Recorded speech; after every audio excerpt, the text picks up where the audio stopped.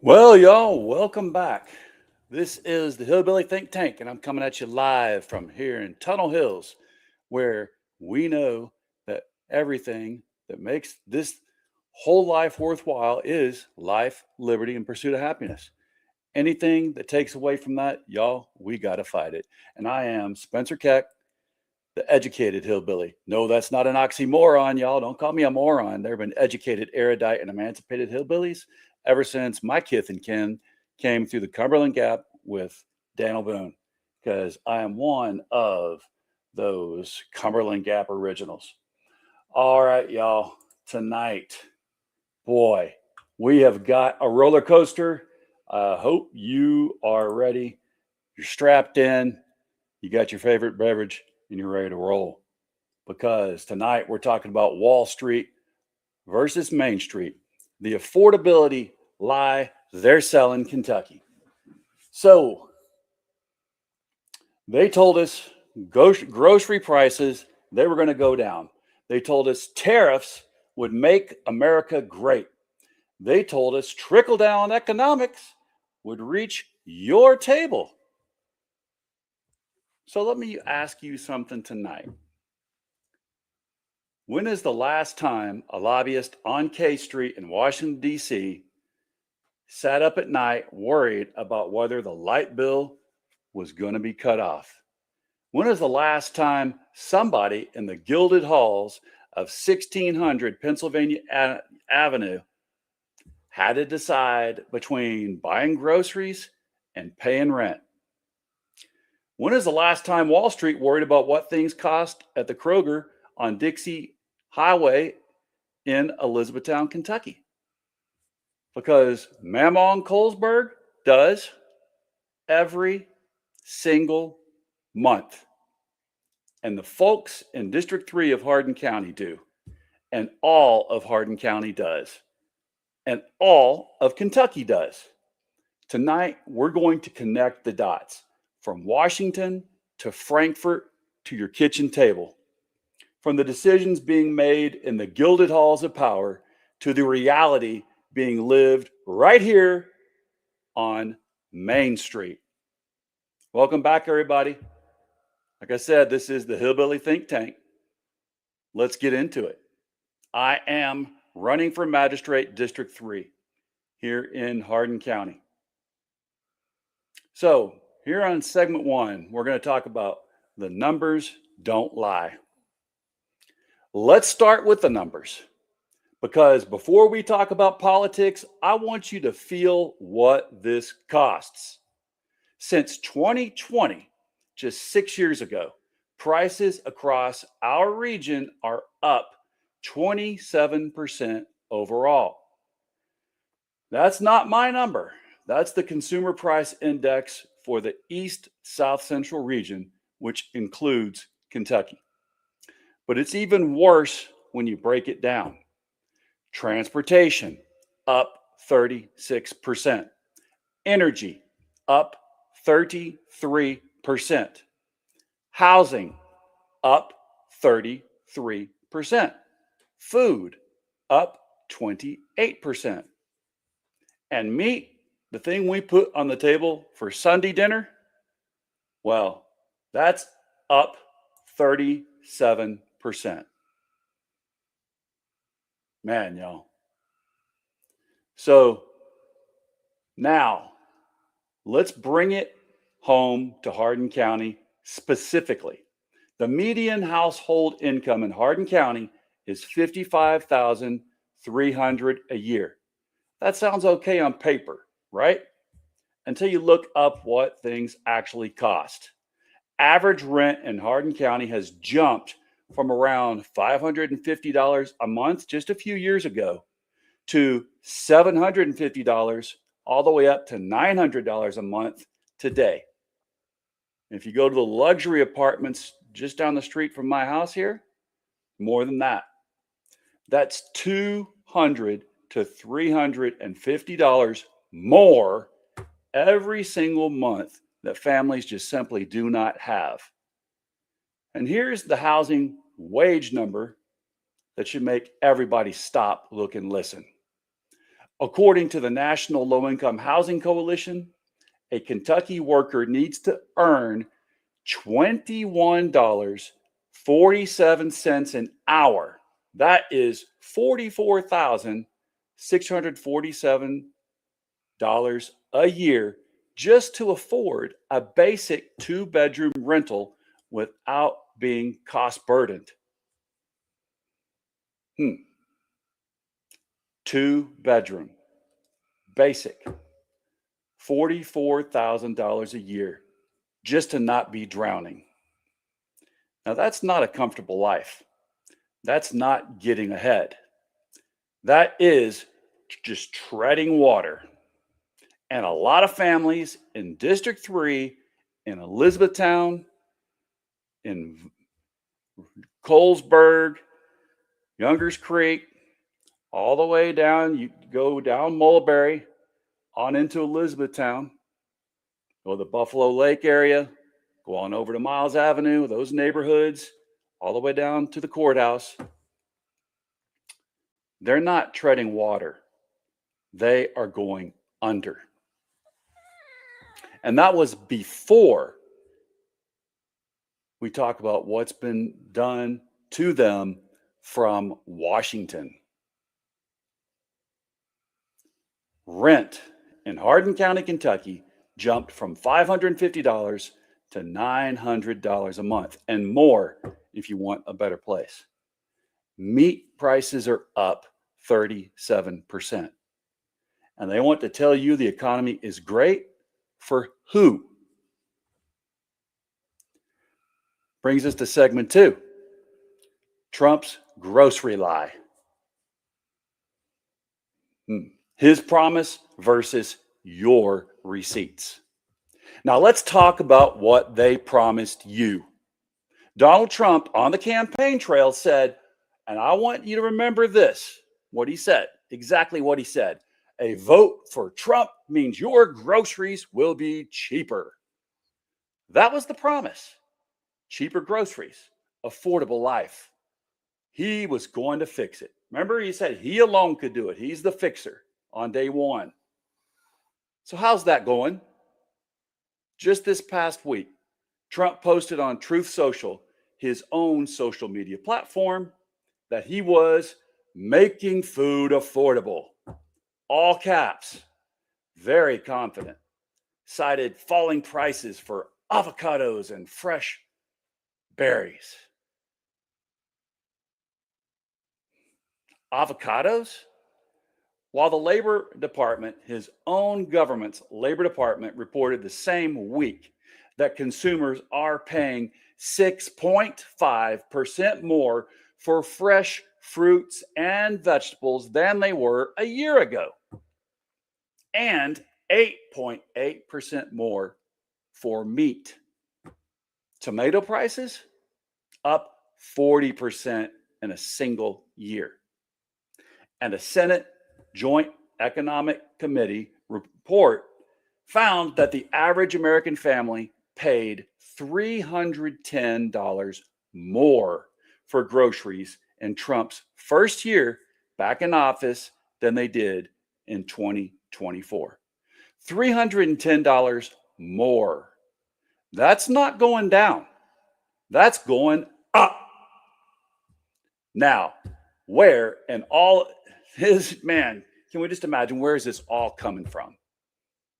We don't have to imagine. We know. The tariffs.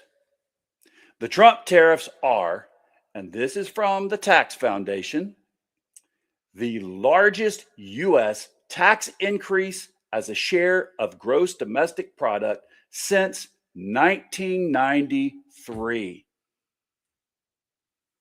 They amount to an average tax hike of $1,500 per household in 2026. $1,500. That's not coming from a hedge fund. That's not coming from a boardroom on Wall Street. That is coming out of your pocket at the checkout line in Elizabethtown, even in Radcliffe, every single week. He promised you cheaper groceries. He gave you a $1,500 tax bill instead. Trump promised cheaper groceries. The Senate's own report says families paid $310 more this year. Tomato prices are up 40%. But he posted making food affordable on Truth Social. Who you going to believe? Him or your receipts? Now, segment 2.5. One rule for them and another for us. The Stephen Buyer pardon. Now, while you are paying $310, that is more a year at the grocery store, while families in District 3 are stretching every dollar as much as possible, while seniors are worried about their next meal, let me tell you what old DJT, Captain Bone Spurs, was doing this week. He issued a full, unconditional pardon to Stephen Buyer, former Republican congressman from Indiana. Now, who is Stephen Buyer and why does this matter to us? Stephen Buyer was convicted by a jury of his peers of insider trading, making illegal stock trades using inside information to personally profit. We're talking about the $26.5 billion T-Mobile and Sprint merger. He knew it was coming before the public did, and he traded on that knowledge to line his own pockets. He was sentenced to 22 months in federal prison. He was ordered to forfeit over $350,000 in illegal gains. He appealed all the way to the United States Supreme Court. The Supreme Court rejected his appeal without comment, without any dissent. Let that sink in a minute. And Donald Trump pardoned him anyway. Now, let me ask you something. If a working man in Elizabethtown got caught stealing $350,000, you think he gets a pardon?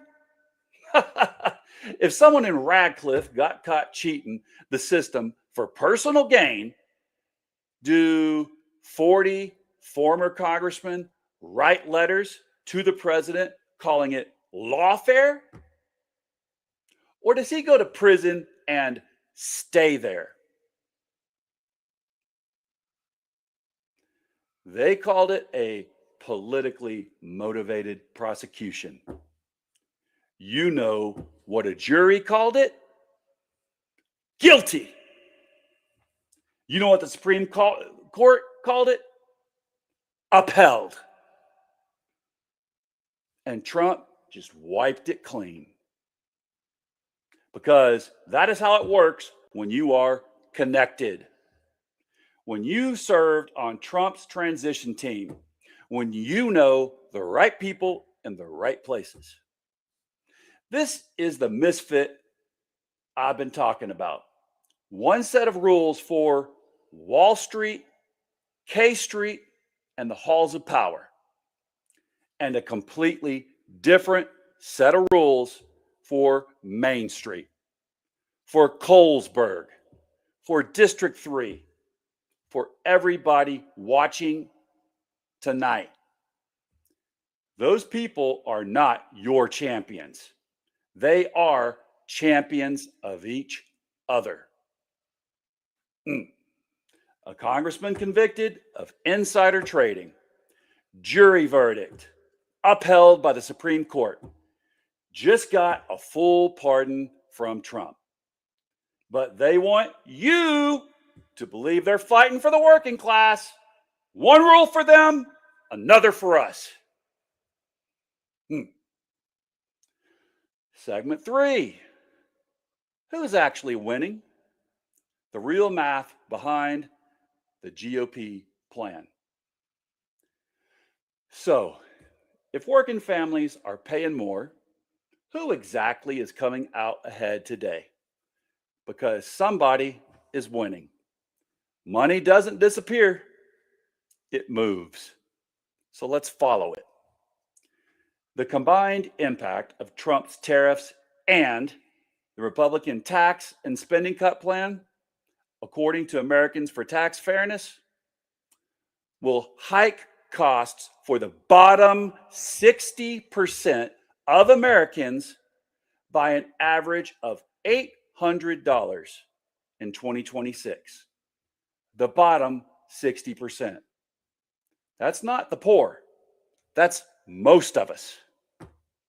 That's the working class, the middle class, the people watching this show right now.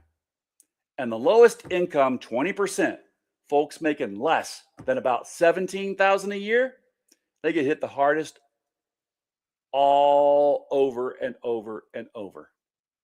Over $1,000 out of pocket gone because of tariffs, because of Medicaid cuts, because of SNAP reductions. Now, let's look at the other end. The top 1%, people making close to $1 million a year or more, get an average net boost of $47,000 from the GOP's plan. The top 0.1%, the ultra wealthy, they get a $280,000 handout in just the first year. $280,000 to people who already are wealthy beyond imagination.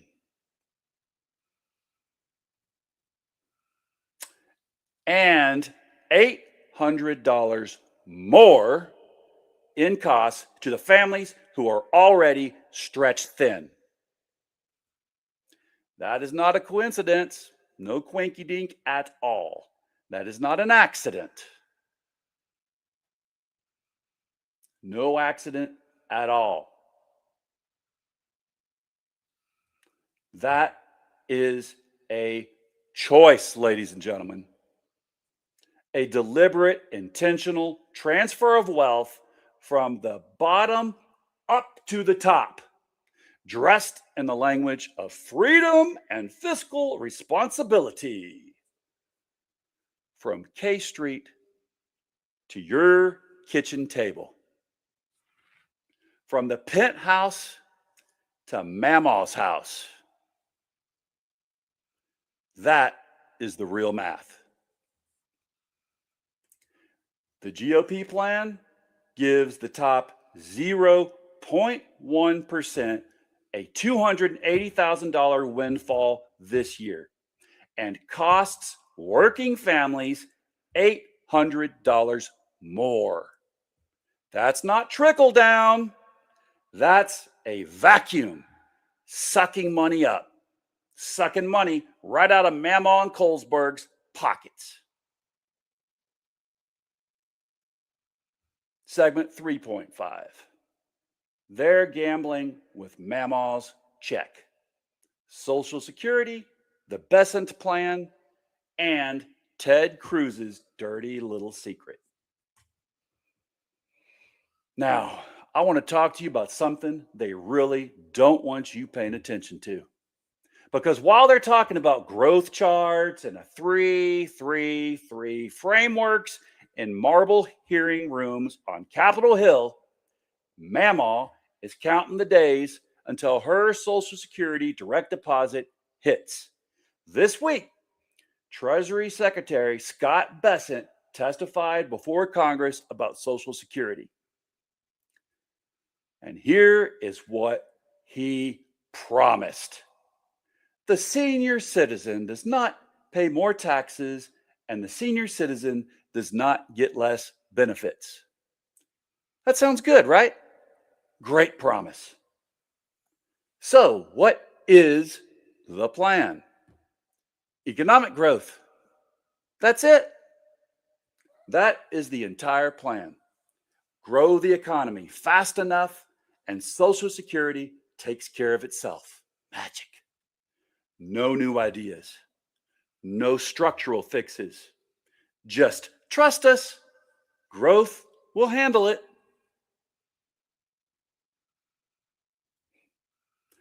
But here's what Bessent didn't lead with. The Medicare Hospital Insurance Trust Fund is now projected to run out by 2040. That's 4 years sooner than they projected just 1 year ago. And when that happens, incoming revenue will only cover about 92% of scheduled benefits, unless Congress acts. When was the last time we saw them do that? Republican Senator Bill Cassidy, who is leaving the Senate after being primaried by a Trump-backed candidate, waved a spreadsheet right there in Bessent's face and said, the solutions being floated are inadequate to address the problem. Raved it white in his face. He said, looking at the projections, this is just incredible. It's just going down. And Bessent's answer? Growth. Now, Ted Cruz. Ted Cruz went to the Milken Institute Global Summit. That's a billionaire conference, not a town hall in Elizabethtown, not a town hall in Texas. And he said this, his words. Here's the dirty little secret. Trump's accounts are Social Security personal accounts. For 50 years, he said, conservatives have been trying to privatize retirement, to take the guaranteed check that your parents and my parents and grandparents earned and paid into their whole working lives and put it in the stock market. They want Mamaw and Colesberg to take her living on a fixed income in Hardin County, Kentucky, to bet her retirement on Wall Street. The same Wall Street we've been talking about all night. The same Wall Street where Stephen Buyer was making illegal trades. The same Wall Street that is doing just fine while Main Street is drowning. This is not a plan for senior citizens. That's not a plan for Mamaw at all. It's not a plan for my mama. That is a plan for Wall Street. And every day, 10,000 baby boomers enter Social Security, waiting to see if that bet pays off. Ted Cruz called it the dirty little secret. at a billionaire conference. They want to take your Social Security and put it in the stock market. Mamaw didn't work her whole life so Wall Street could gamble her check. Which brings us to segment 4. This is Hardin County. This is District 3. And this is us bringing it home locally. Now, I want to bring this all the way home, not to Washington, not to Frankfurt, right here, Hardin County. District 3, our community. A Federal Reserve survey found that nearly 3/4 of service organizations across our region say financial well-being for working and low-income folks has decreased over the past 6 months. The primary reasons: elevated food costs, rising rent, and surging utility bills. Have you looked at yours lately? I'm sure you have. I'm sure you're feeling that sting that I'm feeling. Now, one respondent from Eastern Kentucky noted that electric rates have nearly doubled in recent months. Doubled in months. Kentucky's own affordable housing developers, people who have been doing this work for decades, are now saying the housing market is fundamentally broken. It literally costs more to build a modest home in Kentucky than that home will appraise for when it's finished. Think about what that means. You cannot build your way out of this crisis under the current system.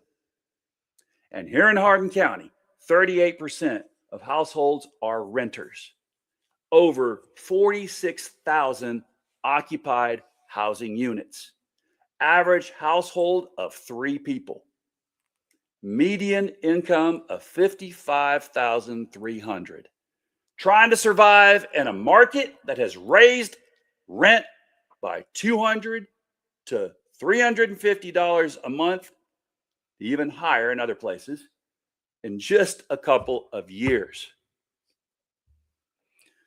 Whew. Y'all, this is not an abstraction. This is not a think tank report.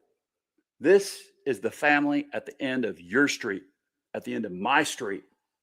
This is a coworker who just picked up a second job.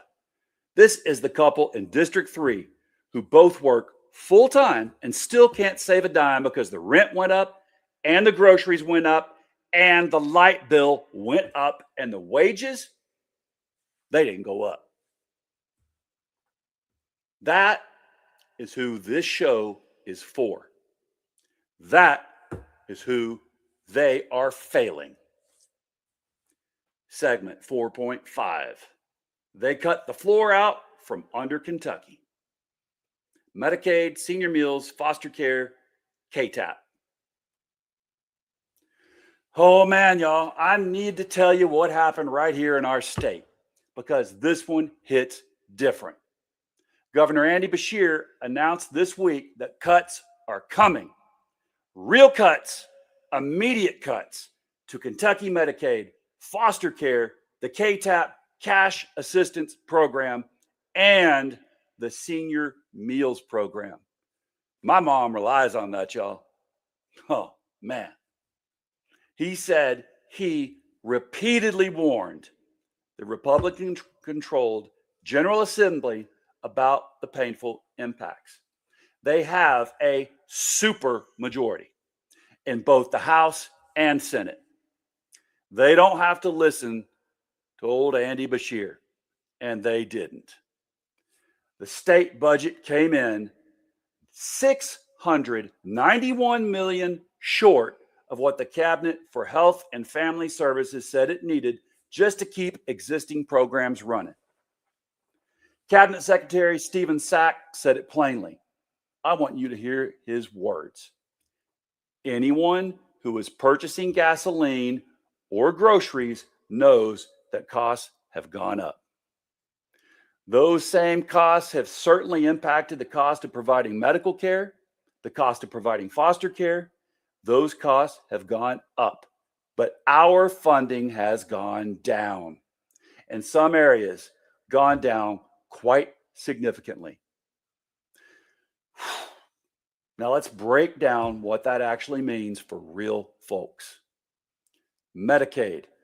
Most providers across Kentucky will face rate reductions. Doctors and clinics get paid less to see Medicaid patients. And when that happens, providers stop accepting Medicaid. And your access to care in Hardin County and District 3 gets smaller.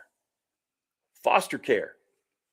Cuts to the payments foster parents receive. Cuts to the special programs that help foster children overcome the adversity that they've already faced. These are the most vulnerable kids in our community, and the Republican-controlled legislature cut their safety net. KTAP, the Kentucky Temporary Assistance Program, cash assistance for low-income families. It already took cuts in October 2025. We remember that. Now more cuts are coming right on top of that.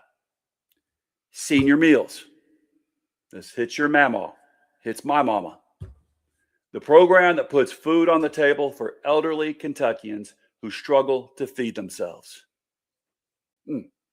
Cut by $9.1 million because the Republican General Assembly refused to fund it. They refused to fund meals for my mama.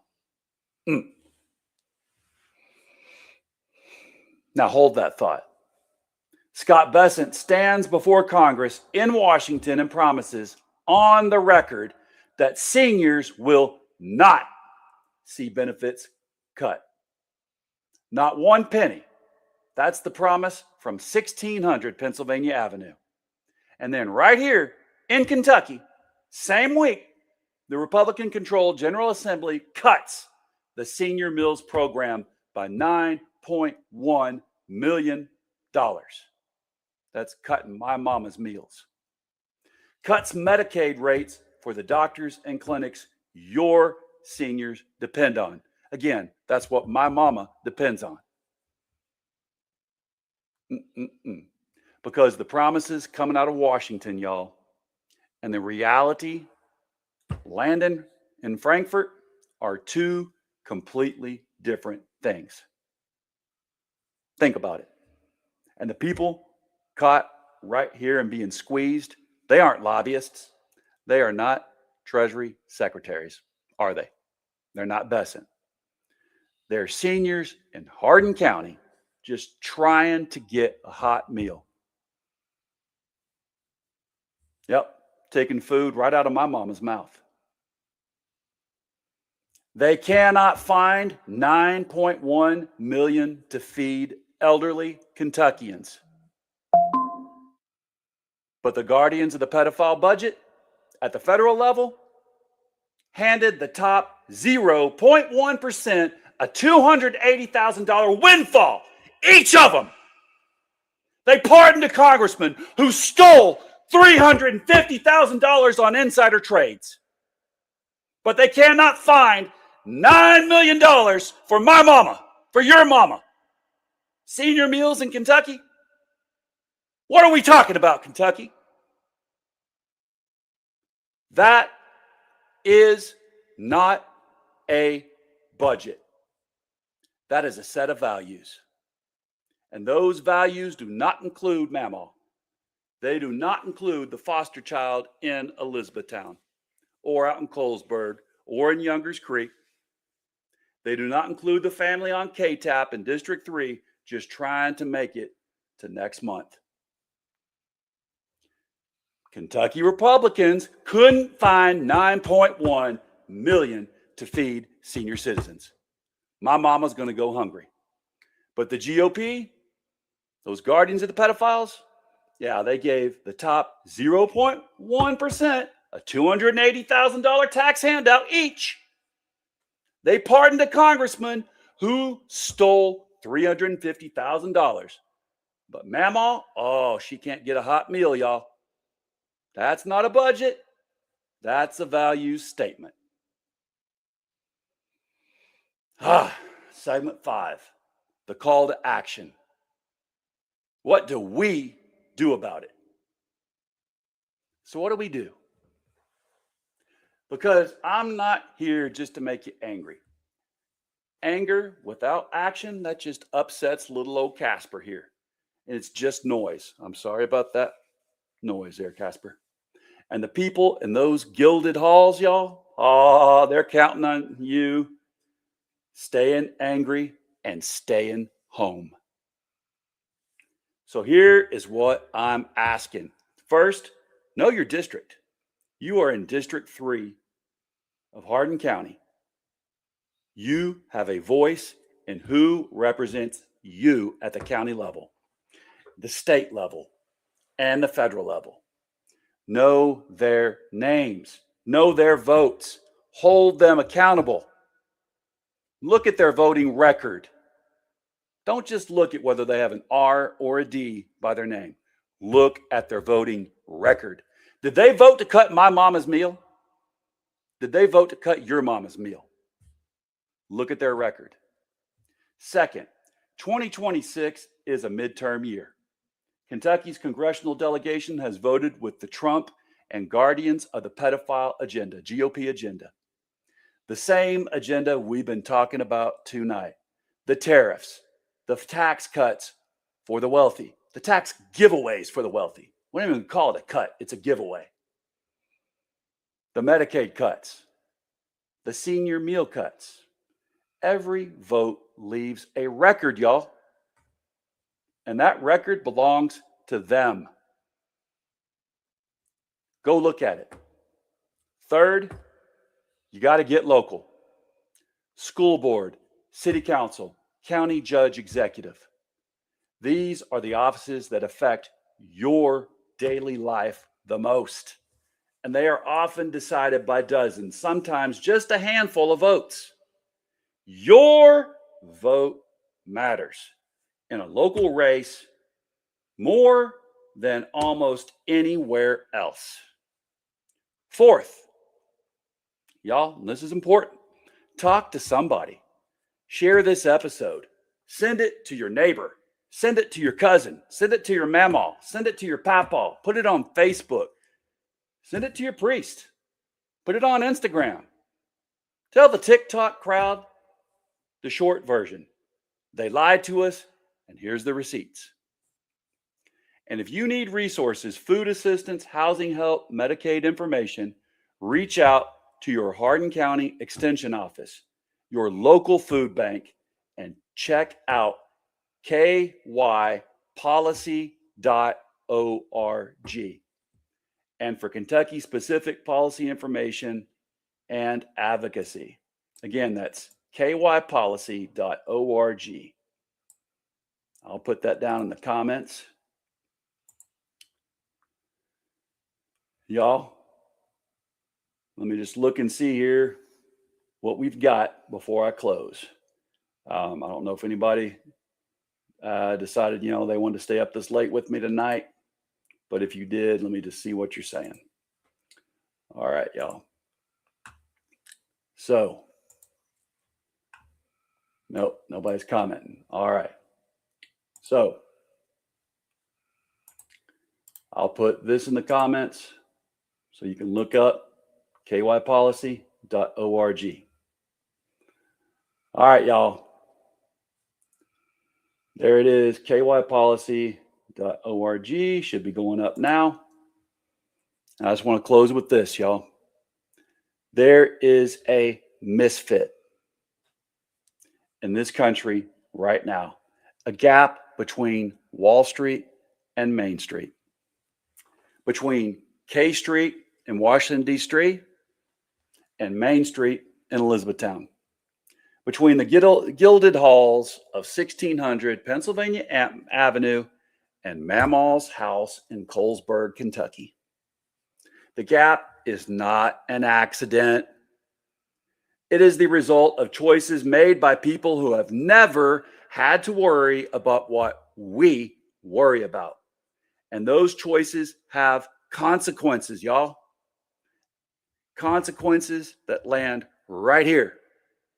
Consequences in Hardin County, in District 3, at your table, at your dining table, at your coffee table. Now, this show exists because of that belief, and I will be here. This belief is, here's what they cannot take from us: our voices, our votes, our community, our ability to show up together and say, enough. Again, this show exists because of that belief.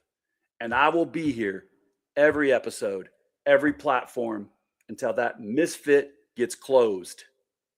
Thank you for watching. Thank you for sharing. Thank you for being part of this community. I will see you tomorrow night. Next week, that is, too. Y'all, remember, we have got to love our neighbors as ourselves, recognize that we are our brother's keeper, we are our sister's keeper. If we do that, then united we stand, divided we fall is not just a motto, it is a way of life that leads to life, liberty, and the pursuit of happiness in a government of the people, by the people, and for the people. Y'all remember, everyone deployed, because we've got a lot of folks deployed, y'all. We've lost quite a few lives in this current Iran debacle. We don't want to lose any more. Bless your corazon. Have a beautiful week. Hopefully you have a wonderful Sunday like I plan to. And get out there, touch some grass with your puppies, and enjoy the sunshine, yo. Bless every one of us.